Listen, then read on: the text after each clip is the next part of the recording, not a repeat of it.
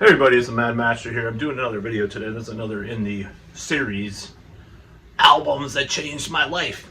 And now, what we're doing today, something you might have expected from me because I have been, in the last year or so, past year or so, really been into King Diamond and Mercyful Fate. And this is Melissa. And I'm going to talk about this album, and I'm going to tell a story about this album, which, as you can see, it's the LP CD or LP version of the Digipack kind of replica. I don't have the LP, unfortunately, but I'm going to hold on to it, so I'm not going to put it on the table. So the story goes like this. Like, one of my friends, one of my good friends, got into King Diamond and Mercyful Fate in the mid-90s, and he was really into it, got me into it. But before that, I had read about them, and also, and I don't know if this is independent of him or not, I think he was getting into it at the same time. A lot of stuff. It's kind of funny. Wow, there's a little poster in here too. Check this out. I didn't even see this in here. There's a little poster and all the... Oh, they have the lyrics. Like, I've been looking for the actual... Some of the lyrics are a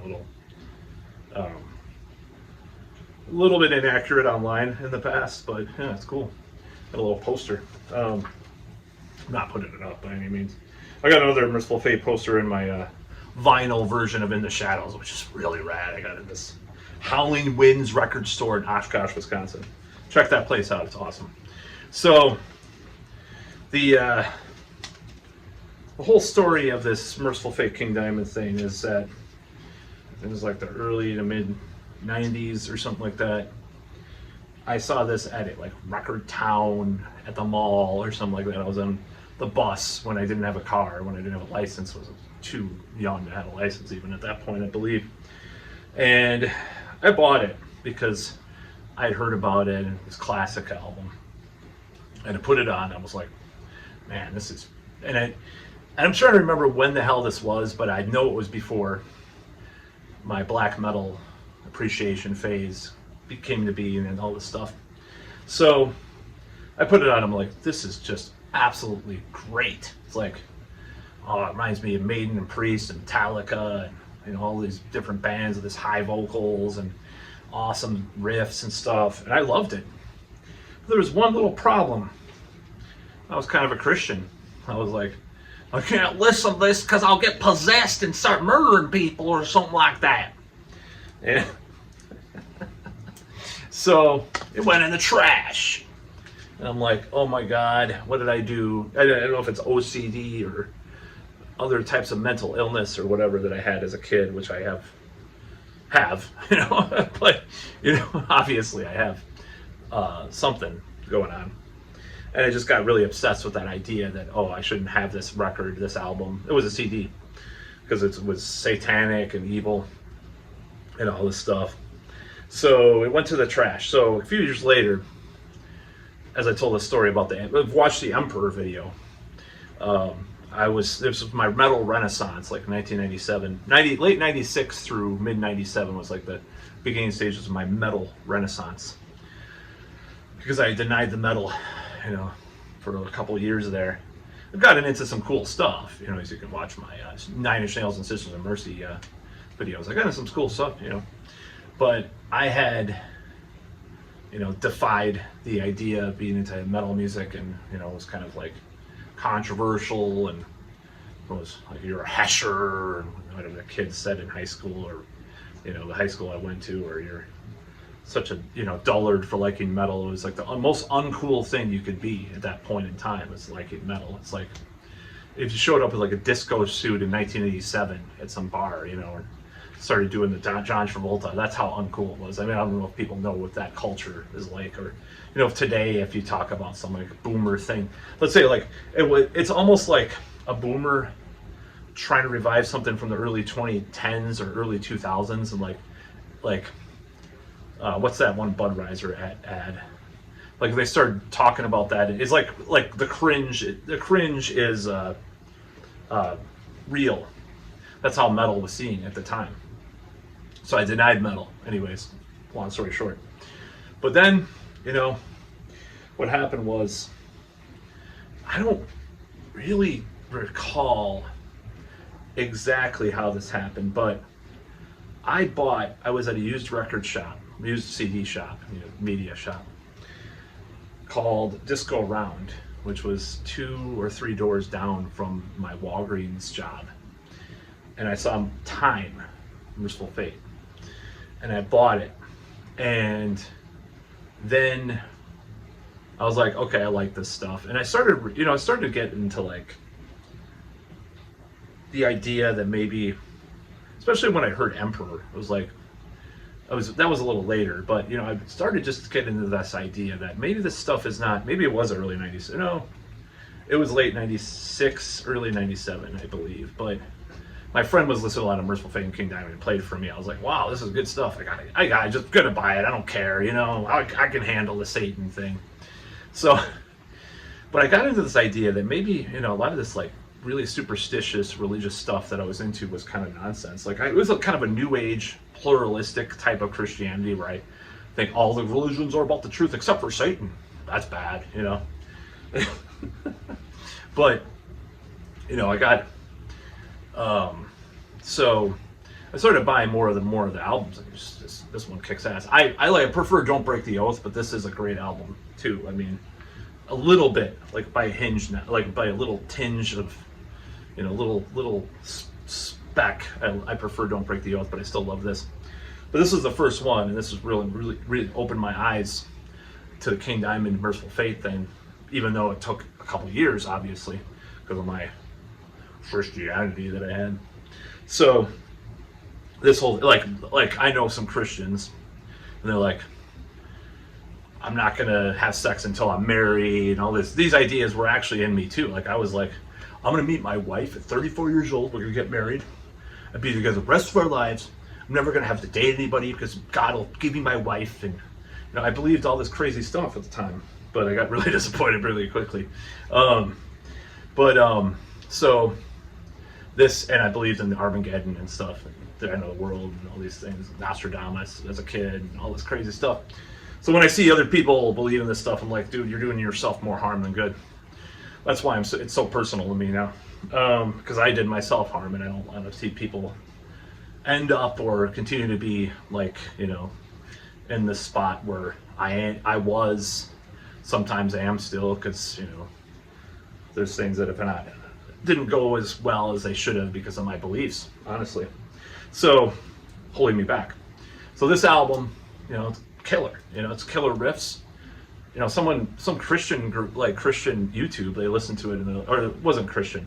They was like listening to this for a time. They said it was like satanic Southern rock, and I guess it has a little bit of like that 70s kind of thing still on this album for sure, which actually is a benefit to it, But I have Evil, just an awesome song. It's like a zombie song, sort of.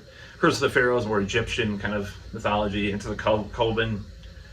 At the Sound of the Demon Bell, my personal favorites on each album, on the first 2 albums, are the 4th song for some reason. Black Funeral, which is pretty evil song. Satan's Fall, epic songs, like 10 minutes, 11 minutes long or whatever. Lots of riffs, encyclopedia riffs. Yep. That's an inside joke with some people. Melissa, about a witch being burned at the stake, and King Diamond's in love with her and stuff, and he's mourning her loss. And one of the things that confuses me about the story of the album, like, I think he's trying to say like these priests were secretly Satanists and they were hypocrites and they killed Melissa, and then the real Satanists. I don't know what the whole. It's just, I read it a long time ago in these interviews what he's trying to say with this album. A lot of the stuff's kind of confusing looking back with my murky memory at times. Not very murky, but as far as like remember the thousands of interviews I've read with various bands. So this album, it changed my life because I got into King Diamond, Mercyful Fate. I can't help it. I decided, when I got into King Diamond and Mercyful Fate, I was like, all right, I'm listening to this. I'm not possessed yet. I'm not going out murdering people or sacrificing animals or anything like that. Obviously King Diamond looks down on that. And then I read the Satanic Bible and Tom LaVey, and like, there was no turning back from that. I'm not a Satanist, but it definitely changed my life. I'm going to do a books that changed my life edition of this too. So that got me into that. I'm like, organized religion is just garbage, all this superstitious stuff, and crazy stuff has just done me more harm than good at that point in my life. So it's just like having these irrational beliefs about reality, in my opinion. That doesn't mean I don't believe in some kind of spiritual thing or some kind of weird coincidences. And I had all this weird experiences in my late teens, early 20s, and talked a little bit about it on this channel, but maybe I'll go into more. So I do believe in something more, sort of, if you want to frame it that way. But yeah, this album, you know, classic metal, classic black metal, if you will, or whatever you want to call it. Power metal isn't it probably influenced by it too. It's traditional metal with some really dark and progressive tinges. You know, that's what it is. Really cool album. He was influenced by Genesis. I found out. You know, I was listening to this interview. Like he likes Peter Gabriel Genesis era. You know, and I could, you know, you don't really. It's like there's my three of my biggest loves in metal were very influenced by Genesis. Iron Maiden with Steve Harris, Blind Guardian, Hansi Kirsch, and King Diamond. Very influenced by Genesis. I mean, no wonder they're my favorite prog rock band. I was like, okay, I realize this. Like, holy shit, I didn't even know that he liked that. I mean, you can't really tell, but at the same time, you listen to them, and it's like these weird changes and stuff. The album Them, and not to be confused with They Them. I'm just kidding. Someone actually saw me at the mall with a Them shirt. He didn't know like how King Diamond was, and he thought it was like a They Them shirt or something. You're not into that, are you? Like the They Them. I'm like, it's an album, dude. So moronic. It's hilarious. So yeah, it opened the door to these ways of thinking about things. You know, reading the King Diamond interviews, reading LaVey and stuff that I still value to this day. You know, I'm not gonna back down, and I'm not going to start thinking, oh, I got to throw this away again, because I threw away a bunch of my albums back in the day because I was like scared of them, because I watched the 700 Club and stuff. I just like was totally superstitious and weird about stuff like that. But yeah, this album, Michael Denner is I like King Sherman. He's a great songwriter and great guitarist, but Michael Denner is sorely missed, solely, you know, with Mercyful Fate. In my opinion, he has just such a great sound, especially in the following album, just some of those leads. I'm doing a cover of Desecration of Souls coming out soon with my Spectral Outlaw project, just to give you a little indication. I don't think I'm going to put it on YouTube for copyright reasons, because like just way too much. I'll probably put it on my Facebook or some other places too, but I'm not putting it on YouTube. But Desecration of Souls, I'm doing a cover of it. I already did the vocals. I'm like, oh my god, it sounds so cool. I'm not trying to like toot my own horn, but I'm just saying, like, I had a lot of fun doing the vocals, and it took me like 5 minutes, not 5 minutes, but it took me like an hour to do the vocals, because then I have to do a couple touch-ups. But I've just been doing this King Diamond. This is what, you know, what led me to do a lot of my singing. Like, I was already doing falsetto because I was singing Priest in a certain way, and then even in choir class back in the day, I didn't know how to sing normally, so I sang falsetto my first few years, which was kind of dumb, but like I learned how to do falsetto really quickly. Actually, I did know how to sing because I was saying Rick Astley with a relative of mine, like back in the day when that came out. Never gonna give you up and all that crap. She had the album. I was just singing with her, so I did know how to sing, but like I forgot how to sing or something in my early adolescent years. So this album, though, King Diamond, Mercyful Fate. This album, great. Highly recommend it. It's just, it sounds so great. I can't stop listening to it lately. Like, I could put it on and listen to it. There's some albums, you just put it on, and you're just like, you want to hear it again and again. You know, it's like, have you ever heard an album or a voice that you wanted to hear again and again? You just keep listening over and over, and just brings you so much pleasure deep down inside. It sounded kind of creepy, man. The creepy uncle. Ugh. Anyways, yeah, there's someone on Facebook that said it was like a dating forum, and I was like talking about how modern trends of people, what they say about certain people dating the other, and they're like, well, you're probably not doing very well looking like a creepy uncle. And I'm like, okay, what is your account, dude? You know, the guy was a total jerk. But anyways, that's about all.